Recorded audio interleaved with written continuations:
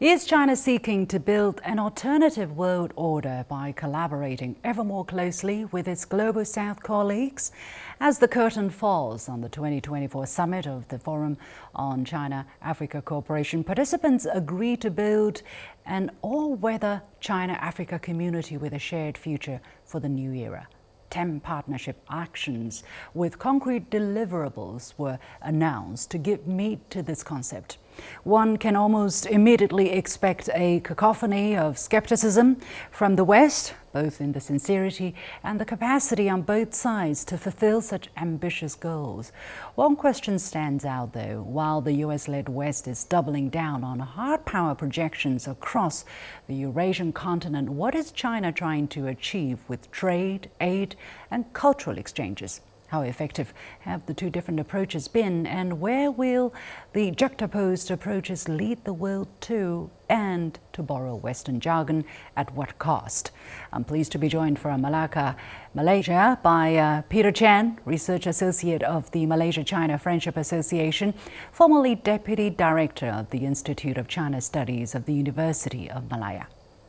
Welcome, Professor Chang, again to The Point. So in a recent article you wrote as an opinion piece for the South China Morning Post, you said that the US doubles down on military might, while China is holding out a vision of economic collaboration and trust between civilizations. Why do you make such an observation? Do you have some concrete examples to illustrate it?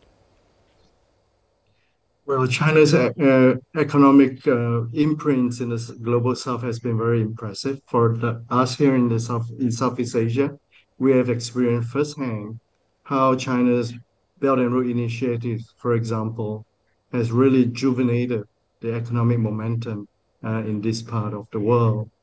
It marks a relative decline of the West and US in particular economic sort of influence and dominance in global and also in Southeast Asia. So with this decline, America is increasingly finding itself difficult to defend its sort of dominance, its traditional dominance and hegemony.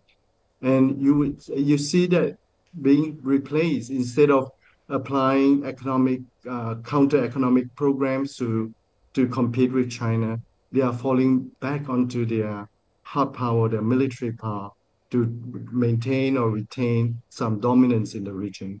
Well, you're saying they're doubling down on hard power, on military might. What specific barometers or indications are you using? For instance, sending more troops or using more coercive measures or supplying weapons? What exactly do you mean there? Well, for example, it's a relative comparison. For example, there is a relative lack of America's economic initiatives coming into this region as compared to, let's say, 30, 40 years ago. Instead, we have seen an increase of American military presence through security alliances such as AUKUS, and then also other kind of alliances that is surrounding the Taiwan Straits or the Japanese Sea, and there is also a talk of Asia NATO establishing here. So we do feel that the Americans' presence is much more military than it was economical, let's say about 40 years ago.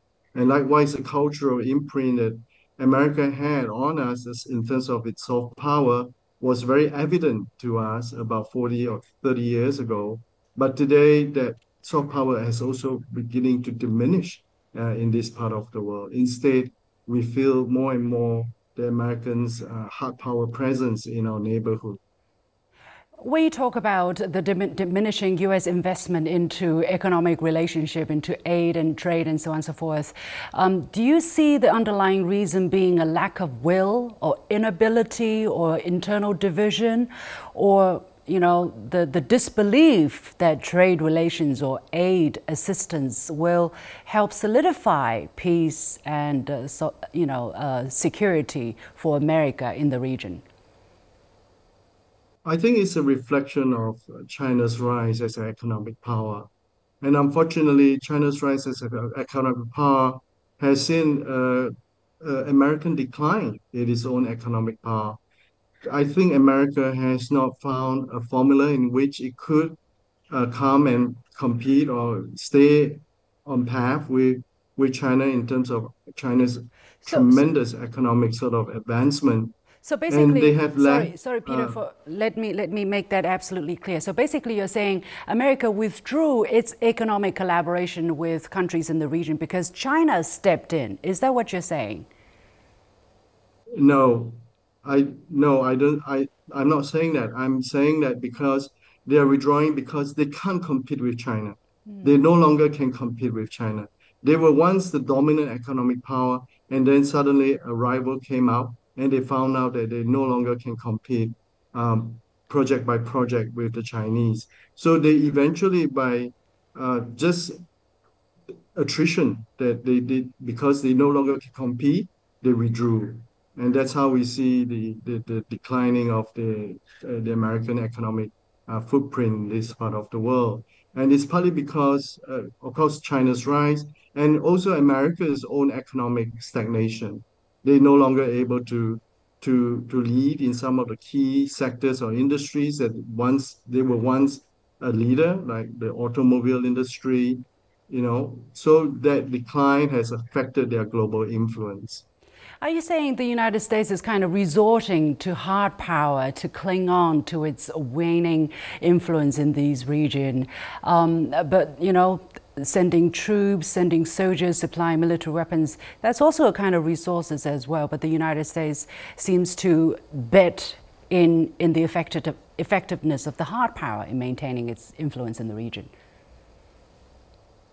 I think the Americans would prefer to use their soft power to continue to build goodwill and their influence or maintain their influence in this region, but they increasingly find their soft power diminish for reasons that I've just explained. And they have, almost as a last resort, they have to fall back on their military and hard power to maintain whatever leverage they still think they have in this part of the world. In terms of soft power, you mean the appeal of the American way of thinking, the American way of life, or probably American values as well, I suppose. Absolutely. I think a lot of us in Southeast Asia were captivated by the American dream, the American story at the end of the Cold War with uh, the thesis of the end of history, where liberty and democracy seems to be the pinnacle of human progress. We were genuinely excited with this project. We thought that this would be the way forward for the rest of the world. But we have struggled. We have struggled to keep up to our own values and ideals. America, in particular, has also struggled to keep up to their own proclaimed values and ideals. America itself is going through a moment of crisis in their own democracy. So that soft power has really diminished. It only not affected America's own sort of pursuit of their own vision, but it's also affected for those of us who had faith in that vision that we were now considering having second thoughts. Perhaps there's another way in which we could understand what human flourishing is, what good governance is. Well, China has been working with its counterparts in Africa to deliver concrete results to their people to push forward their economic and social development. Out of the latest FOCAC summit, which just wrapped up at the beginning of September, 10 partnership actions for modernization were announced, including those on mutual learning, on trade and prosperity, on green development. The Chinese government and companies plan to, over the next 3 years, give 220 billion renminbi as loans to African countries, 80 billion as assistance, and at least 70 billion as investment. And these projects are expected to create 1 million jobs. So do you see a different approach there, not through military coercion or hard power, but through economic collaboration and mutual learning through civilizations? And who are owning such approach? Absolutely, Liu Xin. I mean, this is remarkable. China's economic miracle has been remarkable in its own way, how China lifted a big portion of its population out of poverty through the BRI. For us, BRI is in its second decade. For us in Southeast Asia, most of Asia, we have already experienced the benefit of it. And that momentum has now shifted from China to Southeast Asia, Asia, now to the African continent. This is a remarkable story, I think. It's not just a story for China, for Asia, but increasingly so, it's going to be a story, remarkable story for the Africans as well. The BRI has been amazing. It has sort of evolved from a basic brick and mortar infrastructure project into a digital BRI, green BRI, health Silk Road, education BRI. It's so holistic and comprehensive. The vision that has been laid out in terms of the Global Development Initiative is absolutely holistic. It covers almost every dimension of our human social economic well-being. And I think what is happening right now is truly remarkable for us in the Global South. It's almost unprecedented.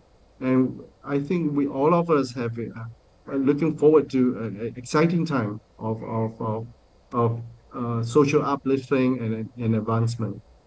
The optics that came out of Beijing over the past during the summit is indeed thought-provoking, I would say, to many people.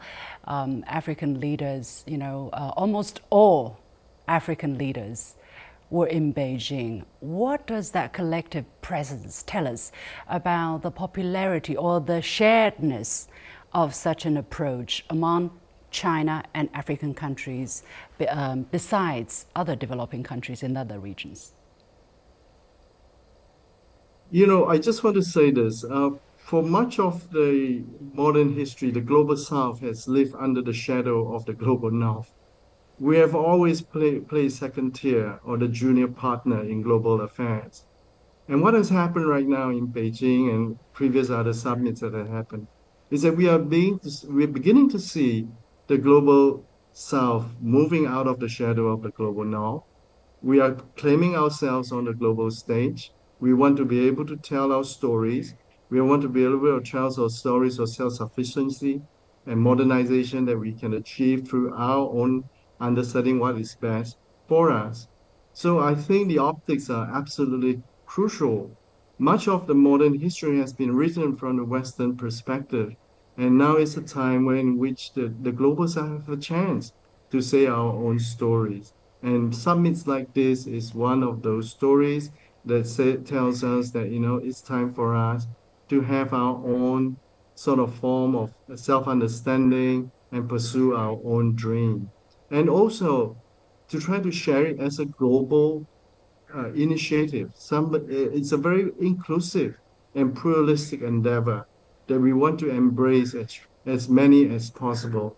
That hopefully it will not be just a global south and a global north division, but it will truly be a global development initiative.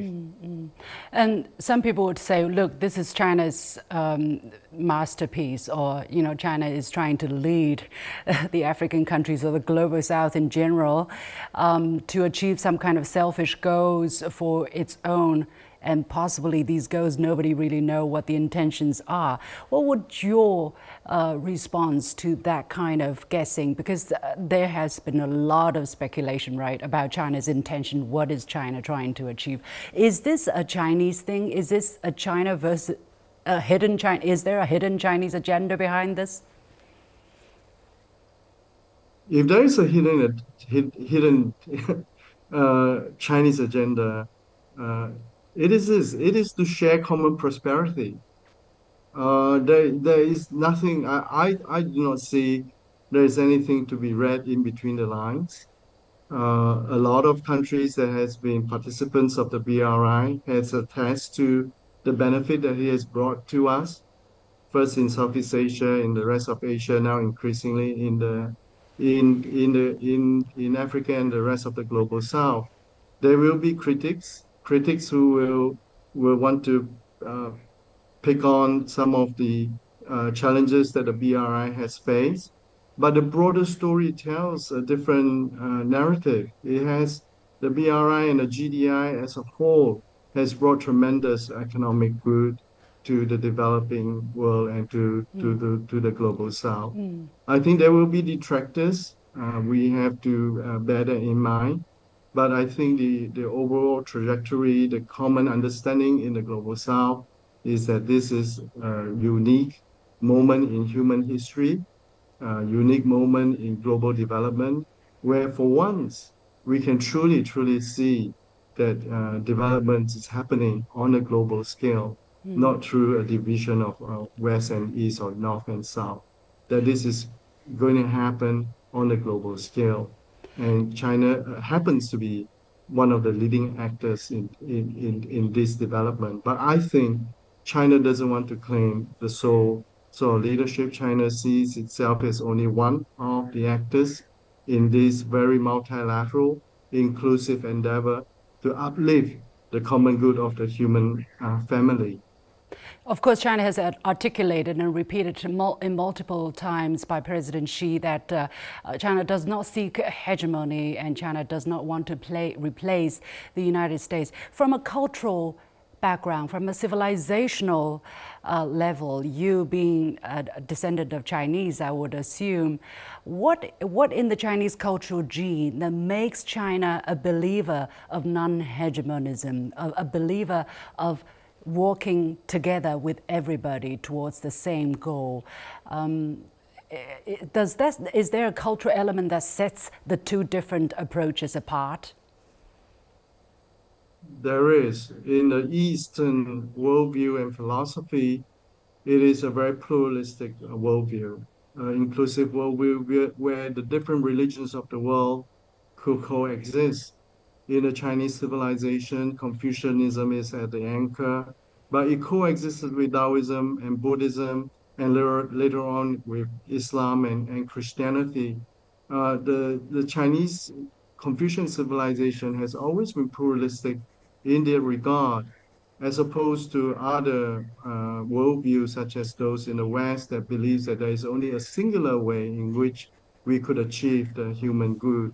Whereas the Chinese civilization, the Eastern civilization in general, has embraced this idea that there are multiple pathways in which we could understand what is good for each individual and each human society, and we should make room for that. I think the Global Civilization Initiative is absolutely critical in this much more complete picture of this community of a shared future for humankind. The civilizations of the world must learn to coexist, and we can coexist and continue to work together for the common good. I'm going to leave it there. Many thanks to Professor Peter Chang, Research Associate of the Malaysia-China Friendship Association, formerly Deputy Director of the Institute of China Studies of the University of Malaya.